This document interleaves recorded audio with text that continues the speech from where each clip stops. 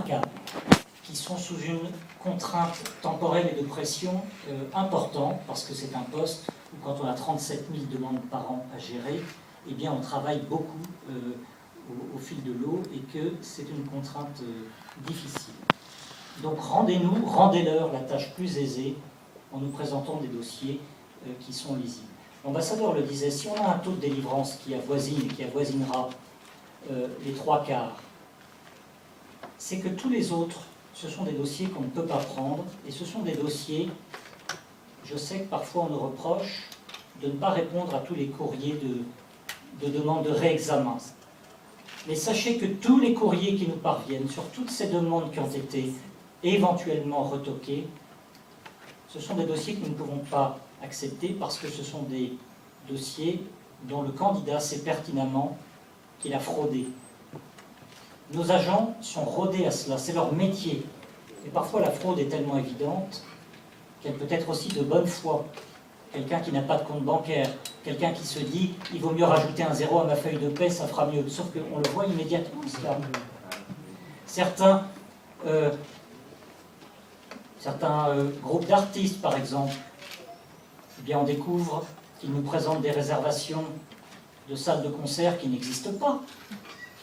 Ils nous disent « vous m'avez annulé mon concert ». On n'a rien annulé, la salle n'existe pas. Mais ils font ça, probablement, pas toujours, pour frauder l'administration, peut-être aussi par bonne foi, mais ça ne sert à rien parce que le résultat est le même. Trop de fraude tue évidemment la demande parce que la suspicion des agents traitants s'en trouve parfois décuplée. Donc ayez ça en tête, cette notion de contrat de confiance entre le consulat et vous. C'est ma détermination, je le redis, c'est la mission que m'a confiée l'ambassadeur quand je suis arrivé, c'est la mission que nous ont confiée nos autorités à Paris, et vous pouvez compter sur moi pour cela.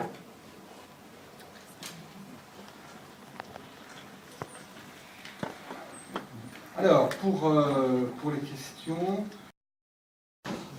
toute activité humaine n'est pas parfaite, donc il peut y avoir des cas où ils sont rarissimes et où le refus mérite un réexamen et peut déboucher sur l'octroi du visa.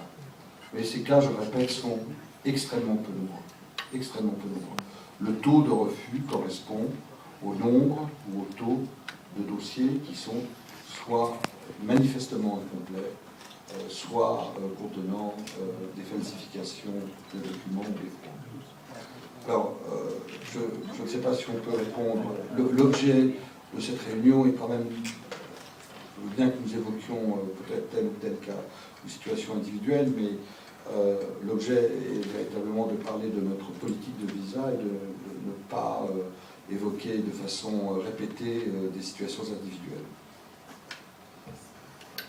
S'agissant du cas que vous évoquez, dans lequel je ne rentrerai pas, je veux juste vous dire, et ça va dans le sens de ce que je disais juste avant, je veux juste que vous ayez en tête que je connais, moi, consul général, à titre personnel, parce que je regarde tous les dossiers, je connais tous les cas individuels. Tous les cas individuels que vous mentionnez comme étant des difficultés posées par le consulat sont en réalité des cas dont le demandeur sait très bien que c'est lui qui, à un moment donné, a été en faute. Quel que soit le cas qui sera évoqué aujourd'hui. Je les connais tous et je les revois dans le détail. Des journalistes ont la plume plus aisée peut-être que d'autres de leurs compatriotes et ils sont plus prompts à nous écrire. Mais sachez que nous regardons les dossiers des journalistes avec au moins autant d'attention que les autres. S'il y a quelque chose qui pose une vraie difficulté et qui est de nature à revoir une décision, nous le faisons. Mais nous le faisons aussi pour que ces situations ne pénalisent pas ceux qui ont des dossiers qui se justifient pleinement. Une question derrière, et puis après... Alors, j'ai une question de Quentin Dari. Aucun changement, les instructions que nous avons reçues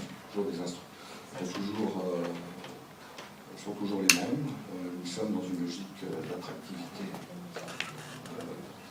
Il n'est pas question de faire payer au public sénégalais, d'imposer au public sénégalais une punition pour les actes inqualifiables qui ont été commis à Paris. pas concernés. Donc notre politique reste la même. Aucun changement sur l'obtention des visas, le nombre d'obtentions, parce que vous expliquiez que vous vouliez en faire plus pour l'année prochaine.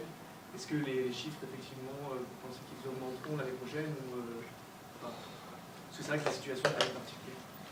Écoutez, évidemment, dans toutes ces affaires, il faut répondre avec la plus grande prudence. Le lien entre... le lien qui existe sur la question des visas est un lien entre visa et migration irrégulière, fondamentalement. Beaucoup plus qu'entre visa et sécurité. Ça ne veut pas dire que, évidemment, nous ne sommes pas vigilants à la dimension sécuritaire. Le plus vraisemblable, c'est que les gens qui se rendent en France avec des intentions violentes ne se présentent pas au consulat pour demander un visa. Alors il peut y en avoir, hein. Évidemment ce serait absolument dramatique pour le poste qui aurait délivré.